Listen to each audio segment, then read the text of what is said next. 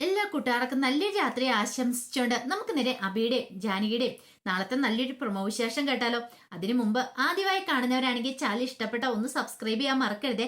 Video ഇഷ്ടപ്പെടുവാണെങ്കിൽ ഒന്ന് like ചെയ്യാനും മറക്കരുത് കേട്ടോ. അപ്പൊ നമുക്ക് നേരെ നമ്മുടെ വിശേഷത്തിലേക്ക് അങ്ങോട്ട് പോയാലോ. അങ്ങനെ ഇന്നത്തെ വിശേഷം നമ്മൾ കണ്ടു. സക്കീർ വക്കീല് ഉണ്ണിത്താനും പിന്നെ തമ്പീനെ കാണുന്നുണ്ട്. പക്ഷേങ്കിൽ സക്കീർ വക്കീലെ നാവിൽ നിന്ന് എന്തെങ്കിലും രഹസ്യങ്ങളൊക്കെ ചോർന്ന് കിട്ടുമെന്ന് പ്രതീക്ഷയോടെ ആയിരുന്നു രണ്ടുപേരും. പക്ഷെ എന്ത് ചെയ്യാനെന്ന് പറ, സക്കീർ വക്കീൽ രണ്ടുപേരും പഞ്ഞിക്കിട്ടിട്ട് അങ്ങോട്ട് പോവാണ്. അങ്ങനെ വക്കീല് പോയ ഉടനെ തന്നെ ഉണ്ണിത്താൻ പറഞ്ഞു, ഒരു പക്ഷേങ്കിൽ വിൽപത്രം എഴുതി വെച്ചിട്ടുണ്ടായിരിക്കും സൂര്യനാരായണൻ. ഇത് കേട്ട് കഴിഞ്ഞപ്പോഴത്തേനും തമ്പി പറഞ്ഞു, അത് ശരിയാ, പക്ഷേങ്കിൽ അങ്ങനെ വരാനായിട്ട് വഴിയില്ലോ. കാരണം ഈ പറയുന്ന പ്രഭാവതിയുടെ സൂര്യനാരായണന്റെ പേരിലാണ് സ്വത്ത് കിടക്കുന്നതെങ്കിൽ അങ്ങനെ എഴുതി വെക്കാൻ പറ്റില്ല. ഒരാൾക്ക് തന്നെ എഴുതി വെക്കാൻ പറ്റില്ലോ. അത് ശരിയായിട്ടുള്ള കാര്യമാണ്. പക്ഷെ എന്ത് ചെയ്യാൻ പറ്റും? അങ്ങനെയാണെങ്കിൽ അങ്ങനെ ഞാൻ വഴിയില്ല. പക്ഷെങ്കിൽ വക്കീൽ കാണാൻ ചെന്നിട്ടുണ്ടെങ്കിൽ അതിന് പിന്നെ വ്യക്തമായി എന്തെങ്കിലും ലക്ഷ്യം കാണുമെന്ന് പറയാം. നീ പറയുന്ന സൂര്യനാരായണന് ഒന്ന് കാണാതെ ഒന്നും ചെയ്യത്തില്ല. അങ്ങനെ സ്വത്തുക്കൾ എഴുതി വെച്ചിട്ടില്ലെങ്കിൽ വേറെ എന്തെങ്കിലും ഒരു കാര്യം കാണിച്ചിട്ടുണ്ടായിരിക്കും. എന്തെങ്കിലും ഒരു ഊടായ്പ പരിപാടി കാണിച്ചിട്ടുണ്ടായിരിക്കും. അതെന്താന്ന് എത്രയും പെട്ടെന്ന് തന്നെ അറിയണമെന്ന് പറയാം. ഈ പറയുന്ന ഉണ്ണിത്താൻ അറിയാം തമ്പിയുടെ സ്വഭാവം എന്താന്ന്. അളകാവരി മൊത്തത്തിൽ പിടിച്ചടക്കാനായിട്ട് ഇരിക്കുന്നതാണ് തമ്പി. പക്ഷെ അതൊരിക്കലും നടക്കാൻ പോകുന്ന കാര്യമല്ല. കാരണം തന്റെ മോളും കൂടെ എവിടെയുണ്ട്. അങ്ങനെ ഒറ്റയ്ക്ക് അവൻ വിഴുങ്ങാന്ന് കരുതി ഇരിക്കണ്ട. പോരാത്തന് അജയനെ പോലെയുള്ള ഒരുത്തന് അവന്റെ കൂടെ പറഞ്ഞു വിട്ടത് തന്നെ, മോളെ പറഞ്ഞു വിട്ടത് തന്നെ അളകാവരി കണ്ടിട്ട് തന്നെയാണ്. പക്ഷെ എന്ത് ചെയ്യാൻ പറ്റും? ഇപ്പോഴീ പ്രശ്നങ്ങളെല്ലാം നടന്നിരിക്കുന്നത്. പിന്നീട് ഉണ്ണിത്താൻ യാത്ര പറഞ്ഞ് അങ്ങോട്ട് പോവാണ്. ഈ സമയം തമ്പി ചില തീരുമാനങ്ങൾ എടുക്കുവാണ്. അവനെ പോയി കാണണം. ആ സൂര്യനാരായണനെ ചെന്ന് കാണണം. ഈ സമയത്താണ് കാണാൻ പറ്റിയ സമയം. കാരണം അവൻ ഇങ്ങനെ തകർന്ന് കിടക്കുന്ന, ചങ്കം കൂടി തകർന്ന് കിടക്കുന്ന കാഴ്ചയാണ് തനിക്ക് കാണണ്ടേ എന്ന് കരുതി തമ്പി നേരെ ഹോസ്പിറ്റലിലേക്ക് പോവാണ്. അപ്പൊ കഴിഞ്ഞ ദിവസം ചെന്ന് കഴിഞ്ഞപ്പോഴത്തേനും തമ്പിനെ അവിടെ നിന്ന് അടിച്ചിറക്കി വിട്ടതാണ് ഈ പറയുന്ന അബി ജാനകിയൊക്കെ. പക്ഷേങ്കിൽ അതൊന്നും കാര്യമാക്കില്ല തമ്പി. വീണ്ടും കാണാനായിട്ട് അങ്ങോട്ടേക്ക് പോവാണ്. ആ സമയം നിരഞ്ജന വീട്ടിലേക്ക് വരുവാണ്. നിരഞ്ജന വീട്ടിൽ വന്നു കഴിഞ്ഞപ്പോഴത്തേനും ഉണ്ണിത്താൻ അവിടെ ഉണ്ടായിരുന്നില്ല. അമ്മ മാത്രമേ ഉണ്ടായിരുന്നുള്ളൂ. അങ്ങനെ വന്നു കഴിഞ്ഞപ്പോഴത്തേനും നിരഞ്ജനോട് ചോദിച്ചു, എങ്ങനെയുണ്ട്? ആ അവന് അജയുടെ അച്ഛൻ എങ്ങനെയുണ്ടെന്ന് പറയണേ. അങ്ങനെ തന്നെ കിടക്കുന്നമ്മേ, കുറവൊന്നും പറയാറായിട്ടില്ലെന്ന് പറയാം. എന്നെ അലട്ടുന്ന പ്രശ്നം അതല്ലമ്മേ എന്ന് പറയണേ. എന്താ മോളെ കാര്യം എന്താ?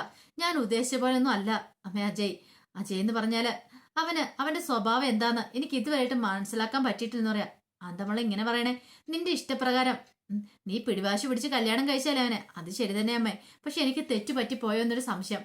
അവന് സ്വത്തിനോടാണ് താല്പര്യം എന്ന് പറയണം. സ്വത്തിനോട് താല്പര്യ? അതെ അമ്മേ. അവൻ ഇതുവരെയായിട്ട് അച്ഛനെ കാണാനായിട്ട് പോയിട്ടില്ല.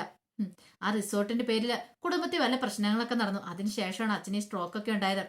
അച്ഛന് സ്ട്രോക്ക് ഉണ്ടാകാൻ മെയിൻ ആയിട്ടുള്ള കാരണം ആരെന്നറിയോ? അപർണ, ആ തമ്പിയുടെ മോളല്ലേ അവള്. അവൾ അങ്ങോട്ടേക്ക് വന്ന എന്തിനാണെന്നറിയാവോ? അളകാപുരി ഇല്ലാതാക്കാൻ വേണ്ടിട്ടാ വന്നേന്ന് പറയാണ്. ഇത് കേട്ടതും നിരഞ്ജനയുടെ അമ്മ ചോദിച്ചു, അതെങ്ങനെ നിനക്കെങ്ങനെ മനസ്സിലായി? അവള് പലപ്പോഴായിട്ട് ആ കാര്യങ്ങളൊക്കെ പറഞ്ഞിട്ടുണ്ട്. ഇപ്പം അവള് കൂട്ടുപിടിച്ചിരിക്കുന്ന ആരെയെന്നറിയോ? അജയനെ കൂട്ടുപിടിച്ചിരിക്കുന്നത്. അജയന്? അതേമ്മേ, അജയനെ കൂട്ടുപിടിച്ചിട്ട് അവൾ ഓരോ തന്ത്രങ്ങളൊക്കെ മെനയുവാണ്. പക്ഷെ ഇത് അജയ്ക്ക് മനസ്സിലാകുന്നില്ല. കാരണം അളകാപുരി ഒറ്റയ്ക്ക് വിഴുങ്ങാനുള്ള അവളുടെ തന്ത്രമാണ്. ഞാൻ അജയോട് പറഞ്ഞു മനസ്സിലാക്കാൻ ശ്രമിച്ചിട്ടുണ്ടെങ്കിൽ അത് നടക്കത്തില്ല. ഈ പറയുന്ന അജയോടൊപ്പം നിൽക്കാനായിട്ട് എനിക്ക് സാധിക്കില്ല. എനിക്ക് അഭിയേട്ടനോടും ജാനിയേട്ടനോടും ഒപ്പം നിൽക്കാനേ പറ്റുള്ളൂ. അമ്മയ്ക്കറിയാലോ, ഒരു കാരണവശാലും ഞാൻ അവിടുത്തെ സ്വത്തും പണവും ഒന്നും മോഹിച്ചിട്ടല്ല അങ്ങോട്ടേക്ക് പോയത്. ഞാൻ അജയനെ മാത്രം വിചാരിച്ചു പോയതാ. പക്ഷെ ഇപ്പോഴങ്ങനെയല്ല. അജയുടെ സ്വഭാവത്തിന് നല്ല മാറ്റം അമ്മയെന്ന് പറയാണ്. ഇത് കേട്ടതും അവളുടെ അമ്മ പറഞ്ഞു, ഞാൻ അപ്പോഴേ പറഞ്ഞില്ലേ മോളെ, ഈ സ്നേഹിച്ചിരിക്കുമ്പോഴത്തെ ഇതൊന്നും ആയിരിക്കില്ല കല്യാണം കഴിഞ്ഞതിന് ശേഷം. ഓരോരുത്തരുടെ സ്വഭാവത്തിനൊക്കെ എത്രമാത്രം മാറ്റം ഉണ്ടാകുന്നറിയാവോ? ഇതെങ്ങാനും നിന്റെ അച്ഛനറിഞ്ഞാ ഉണ്ടല്ലോ. അമ്മ അച്ഛനോട് തൽക്കാലത്തേക്ക് ഈ കാര്യത്തെക്കുറിച്ച് സംസാരിക്കാൻ പോകണ്ടെന്ന് പറയാം. ഞാൻ പറയാൻ പോകുന്നില്ല. ഇനി ഞാൻ പറഞ്ഞിട്ടുണ്ടെങ്കിൽ പിന്നെ അത് മതിയെന്ന് പറയാം. എങ്ങനെയെങ്കിലും അജയനെ രക്ഷിക്കണം അപർണയുടെ പിടിയിരുന്നു. അത് മാത്രം ഇപ്പൊ എന്റെ ലക്ഷ്യം എന്ന് പറയണം. പക്ഷേങ്കിൽ അപർണയ്ക്കെതിരെ അമലേട്ടൻ ഹോസ്പിറ്റലിൽ പോകാൻ കാര്യങ്ങളൊക്കെ തിരക്കുകയും ചെയ്യുന്നുണ്ട്. പക്ഷേങ്കിൽ അമ്മയാണെങ്കിലും അജയാണെങ്കിലും ഹോസ്പിറ്റലിൽ പോകാൻ പോലും തയ്യാറായിട്ടില്ലെന്ന് പറയാ. ഇത് കേട്ടതും ഹേമ പറഞ്ഞു, നീ എന്താ മോളെ ഇങ്ങനെയൊക്കെ പറയണേ? ഇതുവരെയായിട്ടും പ്രഭാവതി പോയില്ലെന്ന് ചോദിക്കുക. പോയില്ല എന്ന് പറയാണ്. എന്നാലും അവരുടെ എത്ര ക്രൂരമായ മനസ്സാ. ഭർത്താവ് ഹോസ്പിറ്റലിൽ കിടക്കുന്ന സമയത്ത് എത്ര ശത്രുതയുള്ള ഭാര്യയാണെങ്കിലും ഒന്ന് പോയി കാണും. അതും ഇങ്ങനെ സ്ട്രോക്ക് വന്ന് കിടക്കുന്ന സമയത്ത്. പക്ഷേങ്കിൽ അവര് ഇതുവരെയായിട്ടൊന്നും പോയില്ലെന്ന് പറഞ്ഞാൽ എനിക്ക് അത്ഭുതം തോന്നുന്നെന്ന് പറയണം. അതമ്മ എന്നെ അത്ഭുതപ്പെടുത്തുന്ന കാര്യം. ഇവരൊക്കെ സ്വത്തിന് വേണ്ടിയിട്ടാണോ ഇത്രയും കാലം അച്ഛനെ സ്നേഹിച്ചിരുന്ന പോലും തോന്നിപ്പോവാ എനിക്ക്. സ്വത്തിന് വേണ്ടി മാത്രം. പക്ഷെ അഭിയേട്ടനും ജാനിയേട്ടത്തി അങ്ങനെയല്ല. അവര് എപ്പോഴും ഏതോ സമയം തന്നെ അച്ഛന്റെ കൂടെയുണ്ട്. അച്ഛന്റെ കാര്യങ്ങളെല്ലാം നോക്കുന്ന അവർ രണ്ടുപേരുമാണ്. വീട്ടിലേക്ക് വരുന്ന പോലുമില്ല. പൊന്നൂസിന്റെ കാര്യമാണ് കഷ്ടം. പൊന്നൂസിന് നല്ല വിഷമമുണ്ടെന്ന് പറയാണ്. ഇത് കേട്ടതും ഹേമ പറഞ്ഞു, അത് പിന്നെ വിഷമമില്ലാതിരിക്കുവോ?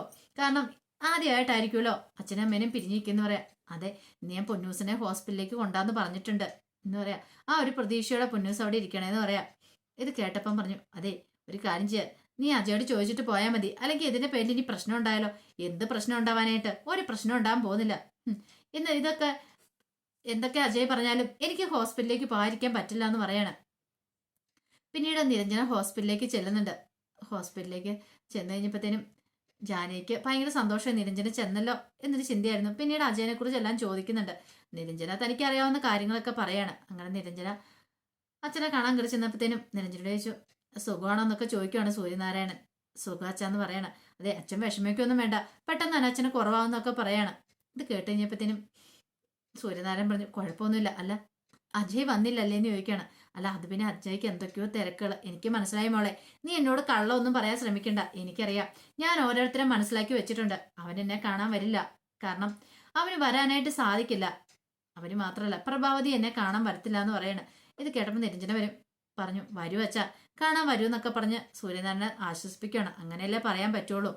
പിന്നീട് നിരഞ്ജന കുറെ സമയം കൂടെ അവിടെ ഇരുന്നിട്ടാണ് പോരുന്നപ്പോൾ പോകുന്ന സമയം ഒരു കാര്യം ചെയ്യാം, ജാനിയടുത്ത് വരുന്നുണ്ടോ എന്ന് ചോദിക്കുക. വേണമെങ്കിൽ അല്ലെങ്കിൽ ഒരു കാര്യം ചെയ്യാം, ജാനിയടുത്ത് അഭയണ്ണും വീട്ടിൽ പോകുമോ, ഞാൻ കുറച്ച് സമയം ഇവിടെ ഇരുന്നോളാന്ന് പറയണം. അല്ല അത് പിന്നെ ഞാൻ അല്ല കുറച്ച് ദിവസമായില്ലേ, 2 ദിവസമായില്ലേ നിങ്ങൾ വീട്ടിൽ നിന്ന് പോന്നിട്ട്, നിങ്ങൾ വീട്ടിൽ പോയിട്ടൊന്ന് തിരികെ പോരെ, ഞാൻ വേണേ ഇവിടെ ഇരിക്കാന്ന് പറയണം. അങ്ങനെ നിരഞ്ജന അവിടെ ഇരിക്കുകയാണ്. പിന്നീട് അഭിനെ ജാനകിയുടെ വീട്ടിലേക്ക് പറഞ്ഞു വിടുവാണ്. അങ്ങനെ അവർ പോന്നു കഴിഞ്ഞപ്പോഴത്തേനുമാണ് തമ്പി അങ്ങോട്ടേക്ക് ചെല്ലുന്നേ.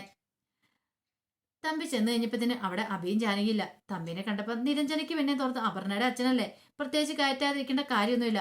അങ്ങനെ എന്ത് ചെയ്യുവാണ്, തമ്പി നേരെ സൂര്യനാരായണനെ കാണണമെങ്കിൽ ചെല്ലുവാണ്. അപ്പൊ സൂര്യനാരായണൻ ഇങ്ങനെ കണ്ണു തുറന്ന് കിടക്കുവാണ്.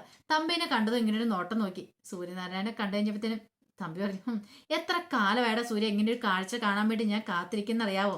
അങ്ങനെ നിന്റെ നെഞ്ചും കൂടെ തകർന്നില്ലേ? അന്ന് എന്നെ ജയിലിലേക്ക് പറഞ്ഞു വിടുന്ന സമയത്ത് ഞാൻ അനുഭവിച്ച വേദനയുണ്ടല്ലോ, അത് നിനക്ക് പറഞ്ഞാൽ മനസ്സിലാവില്ല. എന്റെ ജീവിതം തകർക്കപ്പെട്ട നീ ഒറ്റ ഒരുത്തൻ കാരണമാണ്. അന്നേ ഞാൻ ആഗ്രഹിച്ച കാര്യം ഇങ്ങനെയൊന്ന്. ഇനിയിപ്പൊ നിനക്ക് അധികം ആയുസ് ഉണ്ടാകത്തില്ല. അതിനു മുമ്പ് നീ മുകളിലേക്ക് അങ്ങോട്ട് പോകും. പക്ഷെ എനിക്കറിയേണ്ട ചില കാര്യങ്ങളുണ്ട്. സത്യം പറ, നീ അളകാപുരിയുടെ താക്കോൽ ആരെ ഏൽപ്പിച്ചിരിക്കുന്നു ചോദിക്കുക. ഇത് കേട്ടതും സൂര്യനാരായണൻ ഒന്നും മിണ്ടിയില്ല. എനിക്കറിയാം നീ ബുദ്ധിപൂർവ്വം കളിക്കോളം എന്നുള്ള കാര്യം. അങ്ങനെ വെറുതെ ഇരിക്കുന്നവനല്ല ഈ സൂര്യനാരായണെന്നും എനിക്കറിയാം. നീ എന്തെങ്കിലും തന്ത്രം പ്രയോഗിച്ചിട്ടുണ്ടായിരിക്കും. അളകാപുരിയിലേക്ക് ഇനി ഞാനാടാ പോകാൻ പോകുന്നത്. നിന്റെ സ്ഥാനത്ത് ഞാൻ അവിടെ കയറി ഭരിക്കാനായിട്ട് അങ്ങോട്ട് പോവാം. പോരാത്തന് എല്ലാ ഒത്താശയോടും കൂടിയിട്ട് എന്റെ മോളും എന്നോടൊപ്പം ഉണ്ടെന്ന് പറയണം. ഇത് കേട്ട സൂര്യനാരായണൻ കൂടെ പറഞ്ഞു കയറി. പക്ഷെ സൂര്യനാരായണൻ ആത്മസമയം പാലിച്ചു. ഇവന്റെ അടുത്ത് ഇങ്ങനെ കിടക്കാനേ പറ്റുള്ളൂ. ഒരു കാരണവശാലും ഇവന്റെ അടുത്ത് ഒന്നും സംസാരിക്കേണ്ട കാര്യമില്ല.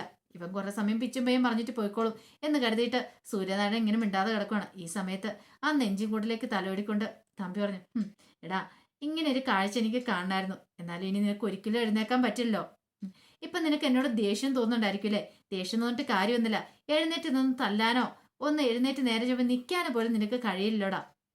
ഇതാണ് ഈ തമ്പി, അറിയാലോ. എത്ര കാലം കഴിഞ്ഞാൽ ഈ തമ്പി കാത്തിരിക്കൂടാ. അങ്ങനെ ഒരു ദിനം എനിക്ക് വന്നിരിക്കുന്നത്. ഇന്ന് എന്റെ ഏറ്റവും വലിയ സന്തോഷത്തിന്റെ ദിനമെന്ന് പറയാം. പിന്നെ നിന്റെ മൂത്ത മോനുണ്ടല്ലോ അഭി, ഇന്നലെ വന്നു കഴിഞ്ഞപ്പോഴത്തേനും അവനെ ചെറുതായിട്ടൊന്ന് കോളറിന് കയറി പിടിച്ചായിരുന്നു. അതിനുള്ള ശിക്ഷ ഞാൻ അവന് കൊടുത്തോളാം. അധികം വൈകാതെ ഞാൻ കൊടുക്കുന്നുണ്ടെന്ന് പറയാം. പിന്നെ നിന്റെ കമ്പനികളെല്ലാം ഉണ്ടല്ലോ, അധികം വൈകാതെ തന്നെ ഈ വിശ്വനാഥൻ തമ്പിയുടെ പേരിലേക്കാവും.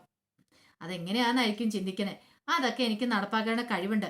നിന്റെ മകൻ എന്റെ മരുമോനാ. ആ കാര്യം നീക്കോ എപ്പോഴും ഓർമ്മ വേണം. പോരാത്തന്നെ എന്റെ മോളും ആ വീട്ടിലുണ്ട്. അതുകൊണ്ട് ഇനിയിപ്പൊ ഞാനായിരിക്കും അളകാപുരി ഭരിക്കാനായിട്ട് പോകുന്നത്. അവസാനം നിന്റെ കമ്പനിയുടെ എല്ലാം പേര് പഠനെടുത്ത് വിശ്വനാഥൻ തമ്പിയുടെ വകയെന്നായിരിക്കും അറിയപ്പെടാനായിട്ട് പോകുന്നത്. അറിയാലോ, നിനക്കെന്നെ നന്നായിട്ട് അറിയാലോ എന്നൊക്കെ പറഞ്ഞിട്ട് വെല്ലുവിളിക്കുകയാണ്. ഇത് കേട്ട് കഴിഞ്ഞപ്പോഴത്തേനും അത്ര സമയം ഉണ്ടായിരുന്നു. സൂര്യനാരായണൻ പറഞ്ഞു, ഒരു കാരണവശാലും നിന്റെ ആഗ്രഹം നടക്കാൻ പോകുന്നില്ല തമ്പി. നിനക്കൊരിക്കലും അതിന് കഴിയില്ല. ഞാൻ ജീവനോടെ ഉണ്ടെങ്കിൽ നിനക്ക് അതിന് സാധിക്കില്ല എന്ന് പറയണം. ഇത് കേട്ടതും വിശ്വനാഥൻ തമ്പി പറഞ്ഞു, അതെ എത്ര കാലം നീ ജീവനോടെ ഉണ്ടാവും, അതേ കാലമൊന്നും ജീവനോടെ ഉണ്ടാകത്തില്ല. നിനക്ക് ഇനിയിപ്പൊ ആയുസ് കുറവാടാ. ഈ തമ്പിയാ പറയണേ. നിന്റെ ആയുസും ദിനങ്ങളൊക്കെ എണ്ണപ്പെട്ട് കഴിഞ്ഞെന്നും പറഞ്ഞുകൊണ്ടാണ് തമ്പി വെല്ലുവിളിച്ചിട്ടും കൂടെ ഇറങ്ങിപ്പോകുന്നത്. ഈ സമയം അളകാപുരിയില് പൊന്നൂസിന് ആ പട വിഷമായിരുന്നു. പൊന്നൂസ് ഇങ്ങനെ ആരോടും മിണ്ടാനും പറയലാതെ അതിലൂടെ ഇറങ്ങി നടക്കുകയാണ്. ലച്ചു ആണെങ്കിൽ അടുക്കള നല്ല ജോലി തിരക്കിലായിരുന്നു. അങ്ങനെ മുറ്റത്ത് ഗാർഡനിലും കൂടെ നടക്കണ സമയത്താണ് അങ്ങോട്ടേക്ക് അപർണ വരുന്നത്. അപർണ വന്ന് നോക്കുമ്പോഴത്തേനും ലച്ചു അതിലൂടെ നടക്കുന്നുണ്ട്. ഇവൾക്കിട്ടൊരു പണി കൊടുക്കണം. ഇവളാണ് കഴിഞ്ഞ പ്രാവശ്യം തനിക്കിട്ട് പണി വന്നത്. ഇവൾ ഓരോ വീഡിയോ പിടിച്ച് മുത്തശ്ശിനെ കൊണ്ട് കാണിച്ചുകൊണ്ടാണ് മുത്തശ്ശി തന്റെ കള്ളത്തരങ്ങളൊക്കെ മനസ്സിലാക്കിയത്. അങ്ങനെയാണ് ഇവളെ വെറുതെ വിട്ടുവിടുക. ഇവൾക്കിട്ട് എന്താ പണി കൊടുക്കണ്ടേ? ഇവൾക്കിട്ട് നല്ല പണി തന്നെ കൊടുക്കണമെന്ന് കരുതിയിട്ട് അപർണ അങ്ങോട്ടേക്ക് ചെല്ലുവാണ്. ഇപ്പൊ എന്താ ലച്ചുവിനോട്ടുള്ള പണിയെന്ന് അറിയത്തില്ല. അപ്പൊ അതിന്റെ വിശേഷങ്ങളൊക്കെ നമുക്ക് എല്ലാവർക്കും കാത്തിരിക്കാട്ടോ. ഒരിക്കൽ കൂടി എല്ലാവർക്കും നല്ലൊരു രാത്രി ആശംസിച്ചു നിർത്തുന്നു. നന്ദി.